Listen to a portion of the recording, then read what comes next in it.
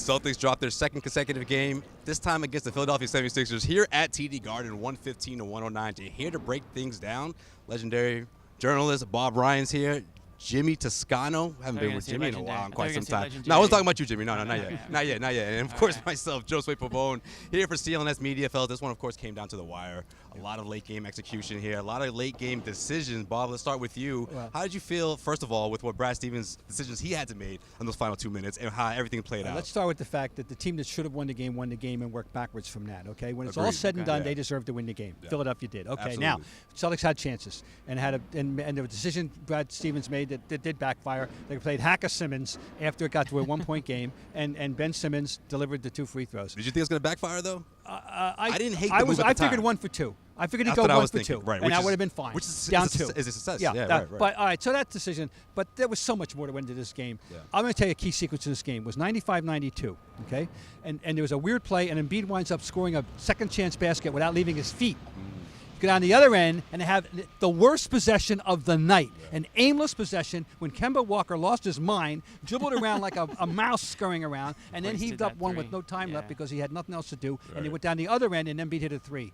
They were playing uphill from that point on. Right then and there, that game, that sequence was a killer. 38 points, 13 rebounds for Joel Embiid. Jimmy, what's your take?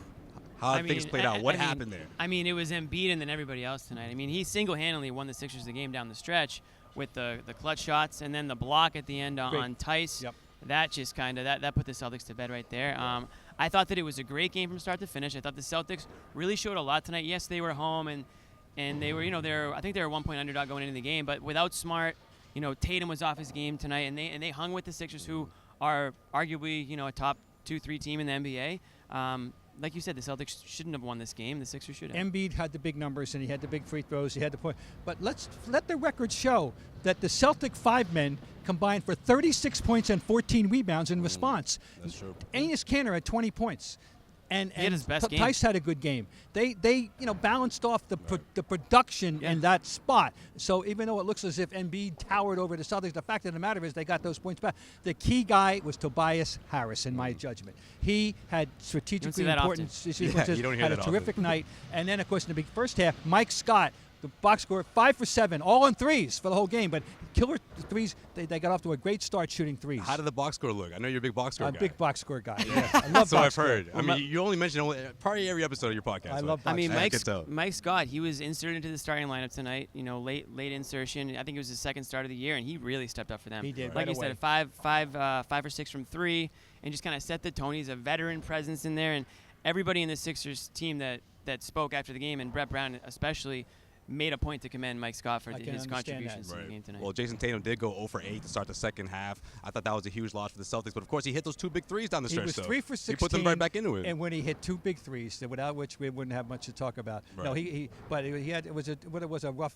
night for him. It was a rough night for him, and did Jaylen Brown play tonight? I mean, Jaylen Brown, the hot topic over the last couple of weeks here was a complete no-show, I thought, in the biggest game of the year. Right. The way they locked down Kemba Walker and then the way Jason Tatum wasn't feeling, I was thinking, okay, this is it. This is a great opportunity for Jaylen Brown to step in. And nobody stepped up when they started defending Kemba differently in the second half. Nobody in the Celtics stepped up. No, nobody on the perimeter. The big guys, though, as I said, Kanter. And they did what they could. Certainly his best. This Kanter's is a bit limited in what he can do. Wasn't it heartening, though, from a Celtic point of view, to see him play this way, to think that you're going to be able to get more performances like this, and there's no reason you won't. Right.